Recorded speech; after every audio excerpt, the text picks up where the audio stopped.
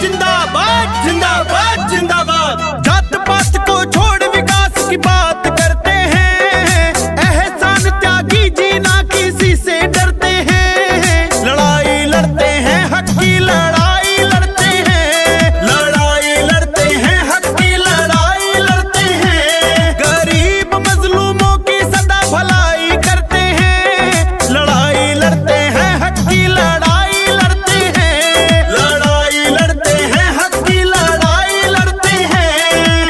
एहसान त्यागी जिंदाबाद जिंदाबाद जिंदाबाद। किसान भाई जिंदाबाद जिंदाबाद जिंदाबाद।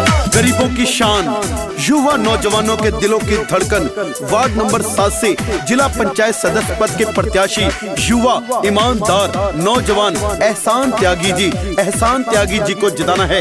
वार्ड नंबर 7 से जिला पंचायत सदस्य बनाना है। आपका बेटा चल पड़ा है मैदान में।